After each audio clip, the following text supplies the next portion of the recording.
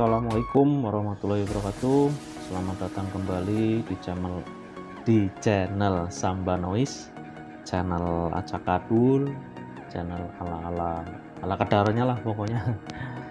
Oke teman-teman, di sini di video kali ini saya akan menjelaskan tentang skema pembukaan kolam lagi, yaitu kolamnya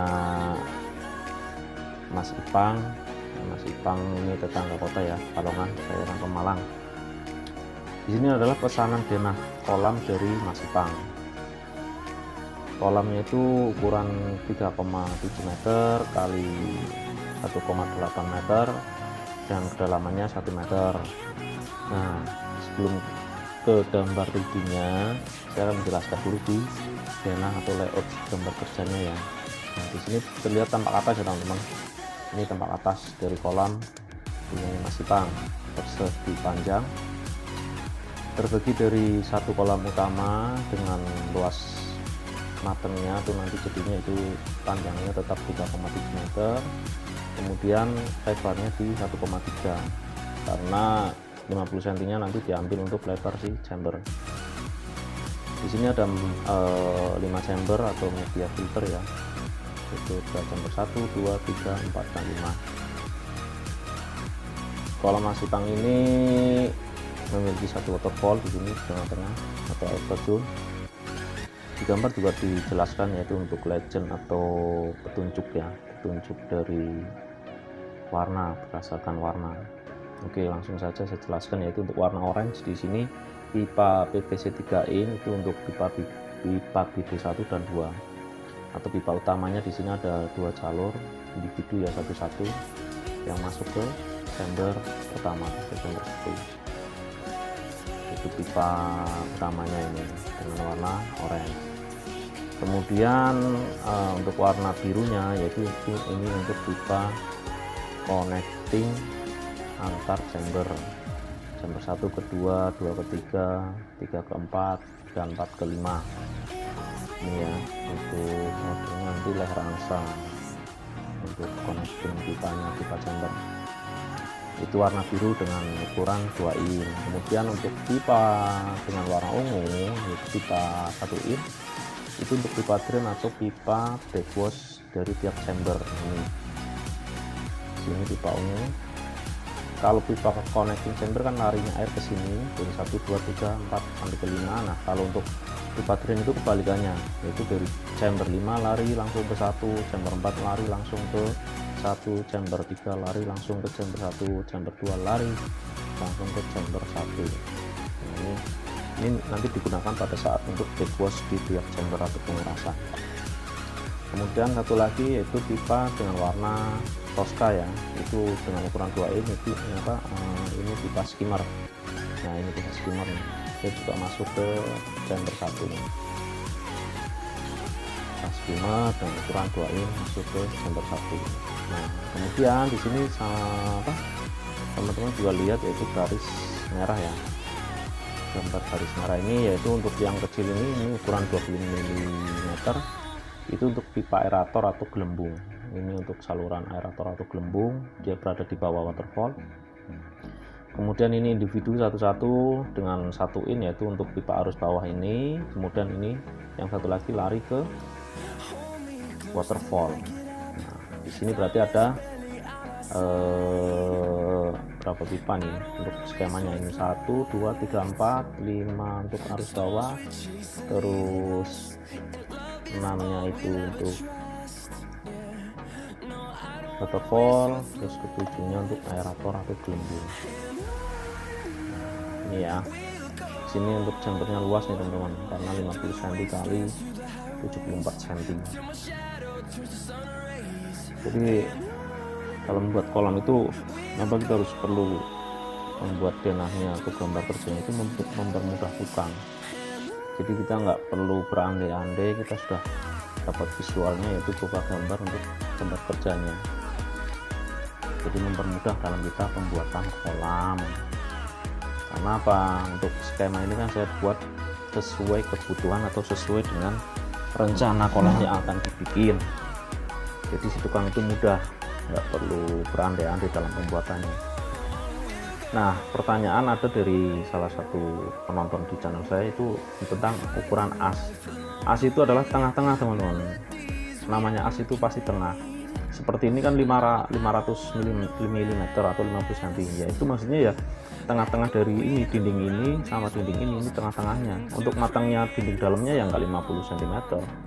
Ketebalan dindingnya berapa ya, itu matangnya ini nanti sekitar 37 cm lah untuk matangnya ini lebarnya. Nah, untuk panjangnya ya nggak 74 cm karena asnya 74, tapi untuk dinding dalamnya ya nggak 74. Itu ya, untuk as itu ukuran tengah, dimensi tengahnya itu apa, dimensi tengahnya ini. Jadi seperti ini untuk tampilan tampak atas secara gambar dari kolam ikan koi Mas Ipang ya, dari Pekalongan. Terima kasih sudah pesan gambar denahnya ke saya. Nah, jika teman-teman pesan gambar ke saya itu akan mendapatkan gambar seperti ini. Nah, tadi kan tampak atas, ini tampak atasnya kan ini. Di sini akan ada detailnya, yaitu detail samping A, B, C, dan D. Misalkan detail samping A, ini larinya ke sini, berarti ini detail samping A nih. Detail samping A. Nah, kita berdiri di sini. Nah, kita menghadapnya ini airnya. Ini untuk lantai dasar kolam utama, ini lantainya si chamber. Terus ini misalkan potongan samping B ya, ini kita berdiri di sini. Nah, lihatnya di sini. Ini waterfallnya, ini kolam utamanya, ini si chamber. Si chamber pasti lebih dalam. Kolam ini 1000 mm atau 1 meter kedalamannya, berarti si chamber itu harus lebih dalam 30 cm. Akhirnya ya ketemunya 1,3. Nah, untuk Mas Ipang rencana akan nongol si kolam itu dindingnya 30 cm dari tanah. Seperti inilah untuk wujud gambarnya. Ini adalah untuk legend atau gambar tanah. Ini nongolnya kolam 30 cm. Terus lanjut ke potongan C, yaitu potongan C sisi sini, maka akan terlihat detail si chamber. Nah, untuk pipanya, pipa connecting itu si Mas Ipang menghendaki semakin rendah ya, seperti ini. Misalkan airnya itu 10 cm dari ukurnya kan dari sini, misalkan air dari sini. Nah, kita 10 cm dari sini, maka 10 cm lagi ditambahkan, maka yang ini 20 cm, terus semakin ke bawah. Untuk chamber 3 dan 4 kita samakan. Chamber kelima itu nanti untuk pompa. Ini untuk tampil potongan C. Kemudian untuk D nya ini, D nya berarti di posisi ini nih, posisi ini kita berdiri di sini. Nah, kita menghadap ini waterfall, terus ini aerator ya, gelembung, terus ini outputnya arus bawah, ini skimmernya kelihatan, ini connecting CH1 ke CH2 ini. Kemudian ini titik kumpul si pipa connecting drain, ini pipa bottom drain masuk ke sini. Itu ya teman-teman. Nah, di kolamnya Mas Ipang itu memanfaatkan multifungsi dari chamber 1, dimana untuk running itu chamber 1 berfungsi untuk menampung air dari kolam utama, terus disuplai ke chamber 2, 3, 4 sampai ke 5. Nah, pada saat untuk backwash, maka fungsi yang kedua dari chamber 1 yaitu untuk menampung dari air yang disuplai dari chamber 5, chamber 4, chamber 3, chamber 2 pada saat kita melakukan backwash. Maka ini difungsikan sebagai genang air kurasan. Nah, pada saat kuras, otomatis pipa sumbatan yang di sini kita lepas semuanya. Ya tergantung mau nguras yang berapa. Kalau mau dikuras semua ya kita lepas semua sumbatan di sini. Nah, pipa ini kita sumbat, pipa drain kita sumbat agar air dalam kolam ini nggak ikut terkuras. Tapi jika ingin kuras juga dalam bagian ini, entah 20% atau berapa persen, ya silakan teman-teman buka semua. Nah, pada saat running kita kembali tutup lagi pipa ini, di sini kita tutup kembali pipa sumbatan dari bottom drain, kita buka. Nah, untuk pembuangannya, karena ini got atau saluran kotanya itu lebih tinggi dari kolam ataupun nggak ada salurannya, maka si Mas Ipang harus memiliki pompa lagi di sini untuk membuang atau menyedot si air kurasan. makanya harus punya 2 pompa. Kalau 1 pompa ya berarti pas saat mau kuras yang di sini kita cabut dulu untuk nyedot air dari drum ini. Itu ya teman-teman, penjelasan di kolam masipang secara denah tampak atas. Jadi teman-teman yang mau pesan silahkan, gambarnya dengan harga pastinya saya tahu lah, silahkan, sama-sama satu hobi. Untuk sharing-sharing pun silahkan, tanya-tanya silahkan, kontak WA saya terbuka, nanti di deskripsi saya munculin. Kebetulan juga sampai dengan hari ini saya masih menggarap 2 pesanan, yaitu dari teman kita dari Medan sama dari Karawang. Mungkin 2 atau 3 hari selesai. Oke, kita lanjut ke gambar 3D nya ya. Sekali lagi terima kasih untuk teman-teman, jangan lupa untuk like, comment, subscribe. Untuk tanya-tanya silahkan, tidak masalah buat saya. Nah, ini tampak atasnya. Oke teman-teman, sekarang kita ke gambar 3D ya. Untuk pertama saya jelaskan yaitu di bagian chamber ya. Bisa teman-teman lihat di sini ada 5 chamber, yaitu chamber 1, 2, 3, 4, dan 5. Seperti saya jelaskan di awal tadi, yaitu pipa warna ungu ini dengan diameter 1 in itu yaitu pipa connecting untuk drain ya, untuk backwash dari chamber 5 ke 1, chamber 4 ke 1, chamber 3 ke 1, chamber 2 ke 1. Pipa ini berfungsi nanti untuk backwash atau untuk kuras, yaitu kuras di setiap chamber, masing-masing chamber. Dengan kita membuka pipa sumbatan yang ada di sini, maka air yang dari chamber 1, 2, 3 dan chamber 2, 3, 4 dan 5 akan mengalir ke chamber 1. Nah, seperti ini. Jadi posisinya nanti di tengah-tengah ini ya untuk pemasangannya. Nanti jadi dia itu tanam di lantai chamber ini, di area chamber ya teman-teman. Yaitu penjelasan untuk pipa connecting pipa drain dengan ukuran 1 in. Bentuknya seperti ini, yaitu batang pipa dan masing-masing diberi elbow dan ini elbow atau keni ya, ini 1 in. Nah, kemudian kalau si lantai itu sudah dicor, maka penampakannya yaitu hanya lubangnya saja. Nih, lubang di tiap chamber, yaitu lubang pipa drain. Pada saat running ini lubang ini kita tutup ya dengan ukuran pipa yang sama. Jadi pada saat kita mau backwash ya kita lepas, kita cabut sumbatan, kita lepas sumbatan. Saat running kita tutup kembali. Nah, di sini juga sudah muncul yaitu untuk pipa connecting chamber, yaitu warna biru.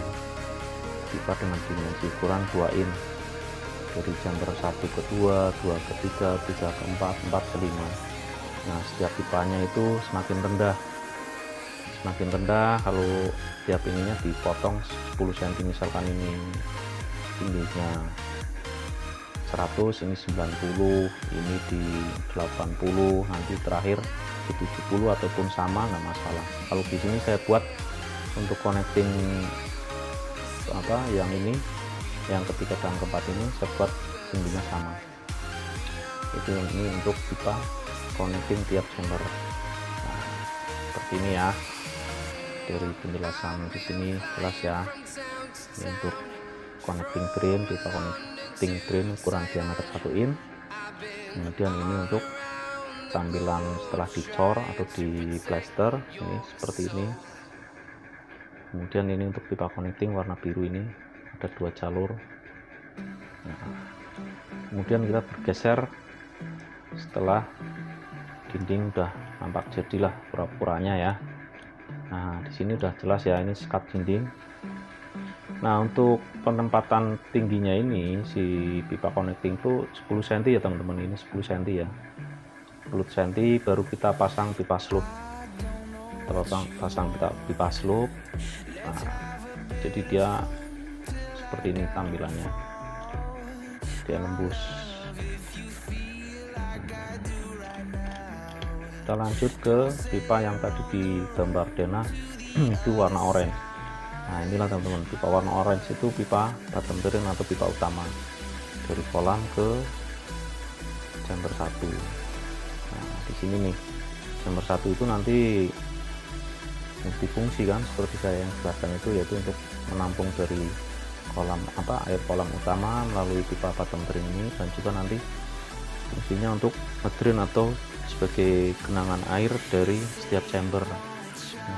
Ini ya, ini pipa 3 in dimensinya. Kemudian untuk pipa Tosca ini yaitu skimmer itu lebih baiknya itu dari lantai itu 20 cm jaraknya baru kita nembus sini.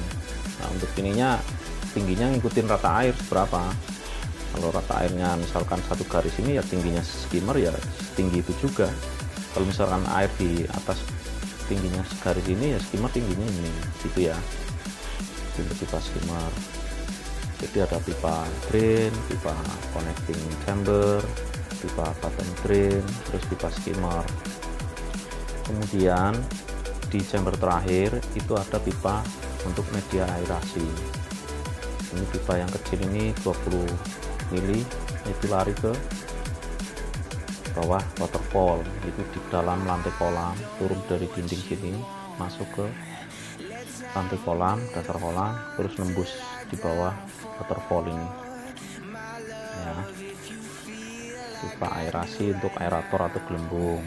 Kemudian ada lagi satu pipa ini ukuran 1 in, itu untuk lari ke aerasi si waterfall. Nah dia lari ke sini lewat dinding atas, terus nyamping masuk ke waterfall. Nah di sini dia ke waterfall. Yang terakhir yaitu pipa aerasi, itu 1 in juga, lari ke dinding sini, turun masuk ke dasar kolam sini lewat pinggir sini, terus nembus ke kolam. Ini untuk arus bawah.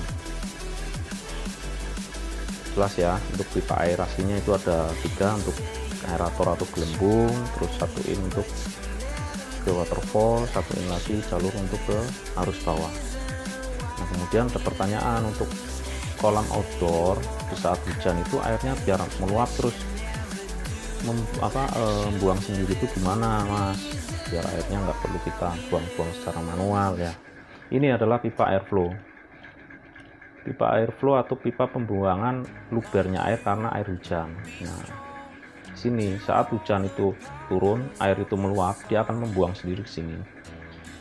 Tingginya atau penempatan ini tergantung juga seperti skimmer tadi. Misalkan kok air di garis yang bawah ini, nah posisi ini udah bener, berarti di saat air meluap melebihi garis ini, dia akan terbuang sendiri. Nah ketika kita menghendaki air kolam itu ke tingginya di garis yang ini, maka ini harus terpasang di atasnya, agar di saat melebihi garis ini, air akan terbuang melalui pipa pembuangan atau pipa overflow ini. Jadi otomatis kita nggak khawatir air itu akan kebanjiran atau akan meluap. Nah jangan khawatir juga di chamber ini, otomatis jika debit air di sini sudah berkurang, otomatis di sini juga berkurang, nggak akan banjir. Karena ada pertanyaan, kalau dipasang satu sisi tok, di bagian chamber nggak dipasang, apakah di chamber nggak meluap mas? Enggak. Karena apa? Suplainya itu dari kolam utama. Di saat kolam utama itu debitnya stabil, di sini pun sudah pasti nggak akan kebanjiran. Karena apa? Kecuali di sini berhenti, nggak ada pembuangan air kembali ke kolam, itu ya pasti akan meluap. Itu pun saya rasa sih enggak, karena apa? Di sini sudah ada pembuangan overflow-nya. Itu ya. Jelas ya teman-teman. Nah, di sini nanti di chamber ini kan, ini chamber kelima ya, ini tempat pompa nanti ditaruh untuk kembali melalui media aerasi, yaitu ke waterfall dan ke arus bawah ini. Itu ya. Di sini Mas Ipang memakai media aerasinya ada 3, yaitu waterfall, arus bawah, dan gelembung. Jadi secara standar kolam sudah cukup untuk aerasinya, sudah bagus lah. Oke ya, kita lanjut ke gambar selanjutnya, yaitu seperti ini tampilan kolam jika sudah jadi. Nih, nah, ini tampak atasnya nih tuh. Nah kemudian gimana pada saat mau melakukan backwash atau pengurasan, saya kembali jelaskan ya, mundur lagi. Nah di sini ya teman-teman, perhatikan ya, ini kan ada pipa bottom drain ya, ini untuk pipa masuknya. Pada saat kita mau melakukan backwash, maka disumbat bagian ini, makanya saya pembuatan gambarnya itu pipa nembus dari bawah. Karena apa? Biar bisa disumbat. Pada saat backwash kita sumbat pipa bottom drain, nah kita buka sumbatan di pipa connecting drain ini, kita buka sumbatannya. Dan nanti pada saat running kita tutup lagi ini. Nah sumbatan yang di ini kita buka, yang berada di pipa bottom drain kita buka, maka kolam akan kembali running gitu. Nah untuk instalasi ini kalau dilihat ini kan berarti posisi ini adalah elbow, ini elbow, di sini elbow atau keni, di sini juga elbow. Nah agar pipa bisa disumbatkan ke sini ke bottom drain, maka di sini sebaiknya dipasang shock jika instalasinya seperti ini, shock 3 in ya. Jadi kan gini, ini keni, nanti kan sini nyambung pipa nih. Nah setelah sambungan pipa kita pakai shock ukuran 3 cm 3 in, shock pipa ukuran 3 in. Jadi nanti sambungannya atau sumbatannya pipa 3 in, jadi enak tinggal masuk plug gitu, karena seukuran dengan shock gitu ya. Kalau pas yang nembus ke sini udah elbow ya nggak apa-apa, nggak perlu pakai shock karena dia udah punya lubang bisa masuk untuk si pipa. Seperti ini kan nggak perlu shock lagi, ini langsung elbow aja untuk nyumbatnya. Tapi kalau ini otomatis dia harus, kalau susunan pipanya seperti ini, dia berarti harus ada elbow, potongan pipa nyambung terus ke shock atasnya gitu, untuk mempermudah dalam penyumbatan kolam. Oke ya. Nah terus ada lagi pertanyaan, kalau misalkan di lubang bottom drain kolam nanti ikannya masuk gimana, misalkan terbuka seperti itu. Nah untuk di bagian lubang kolam ini, lubang bottom drain kolam ini kita pasang yaitu floor drain atau FD. Kalau teman-teman punya kamar mandi itu kan pasti ada pembuangan tuh di kamar mandi, pasti punya lah kamar mandi ya. Nah di sini kita tutup nih, agar apa? Agar ikan tidak masuk melalui lubang DD yang ada di kolam utama. Jadi seperti itu penjelasannya. Jika mungkin kurang jelas atau ada pertanyaan, sekali lagi silahkan lewat WA ataupun komen-komen di video ini, nggak masalah. Kalau mau telepon ya silahkan, saya terbuka. Selama saya masih ada waktu saya jawab itu ya. Nah lanjut, ini tampilannya seperti ini. Ini untuk overflow-nya, ini untuk pipa skimmer, ini untuk aerator, ini di bawah waterfall, ini lubang BD ada 2, terus ini arus bawah, untuk output arus bawah, kemudian ini bak waterfall.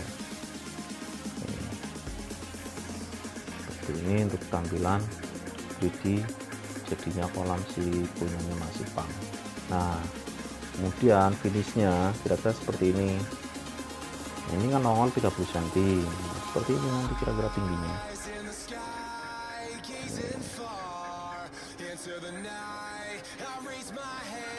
Oke ya, seperti ini. Silahkan untuk teman-teman yang mau tanya ataupun mau pesan denah kolam jadi sesuai lahan, seukuran, silahkan mampir ke WA saya. Bertanya-tanya gratis, free, ya menuntut bayaran. Sharing-sharing, saling belajar bareng-bareng tentang ikan koi, biar saling sama-sama tahu, sama-sama belajar. Untuk dari saya mungkin sekian cukup untuk di video kali ini. Selanjutnya kalau mungkin nanti ada lagi video menarik atau ke kolam yang menarik, saya buat konten lagi. Terima kasih sudah mau nonton. Jangan lupa untuk like, komen, share, subscribe, karena semakin banyak yang subscribe, like itu membuat saya semangat untuk mengupload konten tentang kolam ataupun hal lainnya. Terima kasih. Mohon maaf jika ada kata-kata ataupun gambar yang kurang berkenan ataupun gimana, saya nggak ada niat untuk membuat kecewa atau sakit hati orang. Kalaupun ada hal-hal yang sama ataupun kemiripan, itu di luar kesengajaan saya, karena saya murni nggak ada niat untuk plagiat atau apa, enggak. Semua yang saya tampilkan, saya wujudkan, saya upload menjadi konten atau apa, ya dari saya belajar melalui sumber-sumber orang-orang yang memang bidangnya, orang-orang yang memang ahlinya, tapi bukan saya plagiat sekali, bukan. Saya mengembangkan sekiranya dari satu sumber kurang, ini saya kembangkan melalui usaha dan kemampuan saya sendiri. Oke, terima kasih, semoga bermanfaat untuk channel saya dan konten saya. Selamat menikmati dan salam untuk para sahabat koi. Semoga ikan kolamnya selalu sehat, biar bisa menjadi hiburan saat pulang kerja ataupun suntuk di rumah, ataupun bisa menjadi ladang usaha bisnis yang sejalan dengan hobi. Terima kasih. Assalamualaikum warahmatullahi wabarakatuh. Salam Samba Noi.